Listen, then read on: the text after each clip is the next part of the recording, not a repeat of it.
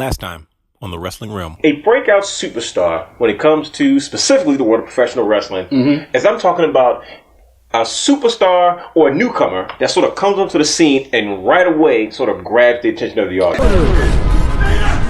Houston, we have a problem. Yes!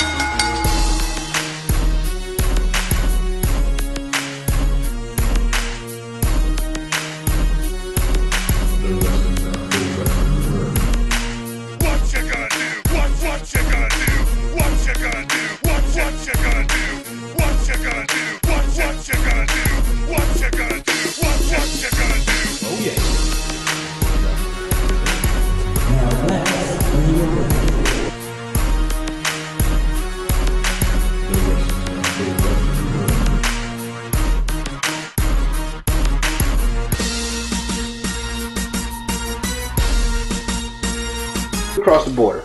Let's go on the other side of the country. Other side of the world. Sure, no problem. New Japan. This is your baby, you know. New Japan. Yeah, I will not sit up here and say on the show that I'm the most educated. I get all my education through this gentleman, and I go back and I watch matches, I research. Now, of course, you know, because I don't have that channel, and and maybe it's a reason to switch to Comcast, DirecTV. Because apparently it's good wrestling there, so I'm stuck to watching on TV. But nonetheless, on the internet. Gotcha. Two names that I keep hearing about, and I've been so impressed with these guys that they're on my WWE 2K18. So you downloaded them? Yes. Who we got? Okada and Omega. Okay. Yes.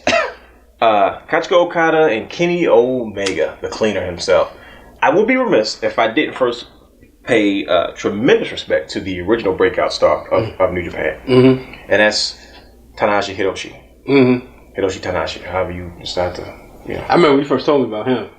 He was the guy, to me, he's the John Cena, the ace of New Japan. Okay. Because there was a point in time where New Japan was in the same spell as WWE, where wrestling was hitting that unforgettable period. And New Japan was no stranger to that same thing. Wow. It was one superstar that they decided to put the company on the back up, and he began to have match after match after match with all the major guys. We talking Kurt Angle, Brock Lesnar, two guys. I take it back, two guys. Who else? A ton of other superstars, and Tanahashi was the guy that said we got to rebuild this entire structure around this dude. Yeah. And he traveled the world. He was in TNA for a short period of time on their Explosion, that global show they used to do online. Yeah. But he came back to Japan and he really set the tone for what was to come. Another one following him was Shinsuke Nakamura. To me, I always consider Shinsuke and Tanahashi as the John Cena and Randy Orton of New Japan, because those guys really set the tone for if one didn't have the title, one had the IC title. Tanahashi has the IC title as of right now in 2017. Yeah. Because to me, you couldn't go wrong with these guys. And I see him in a lot of IC title matches at Wrestle Kingdoms. I was doing research and I was like, okay, I see that, like you said, he's been there. Yeah, he's done a tremendous job with making new stars like Tetsuya Naito and Kota Ibushi, and also his matches with AJ Styles, as well as Okada. He put Okada on the map. He was the one that legitimately, to me, passed the torch to Okada to being the new face of the franchise. Right. At one point, I compared Okada and Seth Rollins to the franchise, but Seth Rollins got hurt, but Okada has just gone through the roof. There's nothing this guy can't do in the ring. We're talking about a guy that at one point was in TNA. Every time in Japan, I can't speak for the promotion. I know a lot of times in Japan they have these partnerships with other brands and other promotions around the world. Yeah. So they send these guys out on these trips where it's 6 to 8 months or whatever the time frame is, and they go and they just learn. They work the circuits and stuff like that to want to cross promote, to develop characters, and come back and make a ton of money. Okada was a guy that you didn't really know who he was. He didn't really have no definition to his character, but then he goes to TNA and he comes up with the Rainmaker gimmick. They don't use the guy. They don't use him at all. They don't see any money in him. They go, he's just, he's a guy. There's not much you can do with him. And he comes back to New Japan, and all of a sudden the Rainmaker is born. Yeah. And we're talking about a young stud that has really grabbed the brass ring. Once he broke into that main event, he has been there ever since. Yeah. He's gone on to have 2 6-star matches with Kenny Omega. 6. So you say, okay, his counterpart, Kenny Omega. Yeah. We're talking about a guy that most American fans were not familiar with him until they got familiar with the New Japan product. Exactly. Everybody remembers his early years in DDT Pro and stuff like that for some of the gimmick matches he did. He had a really good match with a little girl, which was phenomenal. no pun intended. But once there was the raid of New Japan by WWE, it wasn't too many other gaijin left over. You know, the foreign guys that helped make the brand what it was. But you had guys like Kenny Omega still there. You still had the Young Bucks still under contract with them. But you had a lot of young talent. And of course, you still had Tanahashi. You had Okada. There was a space open, you know, for the top foreigner. You know, there's always one. Dating all the way back to guys like Stan Hansen and Vader, and the list goes on in Giant Bernardo or Jason Alberts or Tensai or Matt Bloom, whatever you want to call them. You know, there's always that one space to AJ Styles, and the list continues to go on. Kenny Omega was one of those guys that said, okay, all these guys are now gone. It's my opportunity, along with Michael Elwin as well. I can't forget him, to say, okay, who's going to be the one to step up? And I believe Kenny Omega is one of those guys that to not have wrestled stateside as much, I think he has just been one of the most breakout. The matches he's had at Wrestle Kingdom and after that with Okada has really just elevated him to a whole different level, to the point now where a guy like Chris Jericho finds it okay to beef with him, even if it's in a Twitter war. There's some disrespect there, and Jericho has no issue addressing it. Yep. But so that means maybe a match between them two at WrestleMania. I don't know, because you can't trust Jericho. You never trust wrestling fans, and you never trust guys that protect the business. They always do things for a reason. They never just do stuff just for the sake of doing things. Yeah. So let me ask you this, right? Yes. Can I ask 2 questions? So Two questions. I'm looking at New Japan, and we have breakout stars there, right? Would you say that you would definitely make these guys breakout stars in New Japan because they awaken people in North America? Let's not be ignorant. North America is usually the entertainment capital of the world. Okay. So you named 2 guys that I'm pretty sure everybody who's watching this right now has heard of. Right. Is that what helps make them a breakout star? Because not only are they capturing their side of the globe, but they're managing to capture our side of it. Absolutely, because that's where it comes back to the term staying power. Once you get there, you can actually stay there. Yep. And I'm going to tell you why, and it's unfortunate, but I'll give you an example of someone that I'm not proud to say this, but the truth is the truth. Dolph Ziggler. Dolph Ziggler was never a breakout star, for example. It's because he never had staying power. He would get to that point, but it was never that hook or that catch that kept him there. A guy like Kenny Omega right now is just on the rise. I mean, now granted, that all depends on where that goes now. Because once again, most recently on Twitter, Jericho threatened to talk to his boss. Like, I was your boss's tag partner at one point. So one phone call, you're pushing. And what's his name? Gato. Yep. He's like one phone call from me, buddy, and it's over. I don't know where this is going, but I feel I would be remiss if I didn't mention it. But that's you can walk in a store right now in the mall and see a Kenny Omega shirt. I mean, we're talking about the expansion of the wrestling product. You know, and not necessarily the business changing, but the fans' perception of wrestling changing. Yeah. Because it's not just WWE nowadays. It's not that we have access because of technology and streaming services and New Japan World and the Young Bucks and YouTube and all these types of things that are bringing so many more eyes to product elsewhere. Than, like you said, only in North America. So now I just came up with another question, but before I go there, I gotta ask you this one. Okay.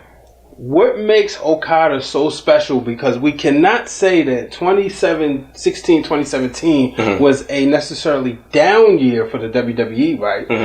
Because we saw the rise of AJ Styles and Kevin Owens, meaning, them, they were both world champions, right? But Okada was able to be a PWI number 1. He was the first Japanese wrestler to do that. You said Okada? Yeah. Yes. And that's a big deal. And it's a huge deal. Now, mind you, we're talking about years in wrestling of 95. People want to talk about how boring WWE was. WCW in 95 wasn't doing that great either. Hogan was coming over, but they was, after that nostalgia of like, oh, Hulk Hogan's wrestling again. Right. He was getting booed over there too. Yeah, and Jimmy Hart will tell you that. Yeah, and we're also looking at, that's the time where Diesel was champion, and he likes to complain about he got paid the less, and counterparts have said, well, you drew the less also. Ouch. Yeah, so that's a tough one. And we talk about those type of years. We also go to the mid 2000s where many people would say John Cena and Randy Orton were starting to get boring. It was a forgettable period. TNA was doing okay, but they weren't that great. But we still saw a North American superstar as the top wrestler in the world. Whether you want to give PWI credit or not, ladies and gentlemen, everybody goes to that magazine. You know, if you're an independent wrestler, when that 500 list come out, you're going to grab your numbers, and then you're going to tweet your numbers and post it on Facebook. Right. What was it so special about Okada to be able to do that in a boom period of wrestling right now? Well, I think, for one, the climate is right. Professional wrestling. Like I say, just right now, you have access to everything. When you probably previously didn't have that almost 10 years ago. Because think about it. In maybe 2005, when Tanahashi was going through the same transformation, when he was sort of just ascending to the stars, YouTube was maybe a year old, if even that. Right. You know, where was Twitter? Where was Instagram? Where was Snapchat? MySpace. You know what I'm saying? And Facebook. Where was, social media? Content wasn't available over social media as much. Right. It was few and far in between. People were barely posting videos to their website. If you posted videos to your website, it was such a big deal. Yeah. But it wasn't as much access to only the diehards that really was like the tape traders, the magazines were the key factor to knowing what was going on around the world. But just right now, and to me, Okada is a complete package. Okay. I mean, he's got the looks, he's got the moveset, he has the size, he has the drawing power. Those are the things that make a superstar. It's very rare that you have all of those attributes in one guy. Usually, you may have a guy that does this, that, and the third. But to me, everything was aligned correctly when it came. And also, he had legit counterparts to put him over. He had excellent matches with Shinsuke. He had excellent matches with AJ. He had excellent matches with Tanahashi. Tanahashi, I mean, they had a serious rivalry every year at Wrestle Kingdom. You know, it was all every year you look forward to because it was a legitimate passing of the torch. You saw the young dog challenging the old dog. He's been the ace. He's been the draw. He's been the guy that's been keeping this place afloat. Here comes this young gun. That's just, he has the look. I mean, he just has this lavish style. He's got money falling from the ceiling. You know what I mean? It's driving everybody nuts. And wrestling fans from all over the world are like, man, this guy is really, really good. His moveset, what he does in the ring, how he carries, even his mic work. You know, it's not as extensive as we see here in North America, but it's effective to the Japanese audience and their product. Yeah. So then, I know that I'm always on social media, and I know what people are saying. And they're right now they're tweeting at Dwayne Allen 24. That's true. What about Cody Rhodes? Why isn't he on your list? Is he on your list? Is he a breakout star? Well, see, that's a tough one. I think Cody is having a breakout year, but I wouldn't call him a breakout star. So you come around since pre-production. Well, yeah, well, because Cody Rhodes was already a star, right? Okay, you know what I mean? Like, it's not like he was a lot of these guys, nobody knew who they were once they broke into the scene, boom. You know what I mean? You could probably say the same about AJ Styles if you watch TNA, but he's one of you can't even say AJ Styles. He was one of the rare few. Because even with TNA in their bad years, everyone knew who AJ Styles was. Right. And people began to keep growing, though. But you kind of got like Cody Rhodes that came with such a strong legacy, such a strong lineage. Okay. There was already sort of an expectancy as to where you knew this guy was going to go. Cody will say all the time, a lot of these guys thought I was so great in the ring I could do so many things just because of who my father was. Right. And he was like, I really didn't. I was learning on the job. But that's the opportunity that was afforded to him because of his great legacy and his opportunities that was that he had starting with working with Hardcore Holly, such a veteran, to learn sort of kind of old school a little bit, you know what I mean? And then also working with Randy Orton and Ted DiBiase Jr. and stuff like that. And then, of course, go on and face, all the major players in the WWE. Like, who better to learn from? Right. So right now, I think he's having a breakout year as a main eventer, but, I mean, can he stay there? That's what we're going to find out. Next time on the Wrestling Wrealm. And one of the things that she's able to do is entertain the fans. She has a character, this feisty, really, really small, spunky fighter.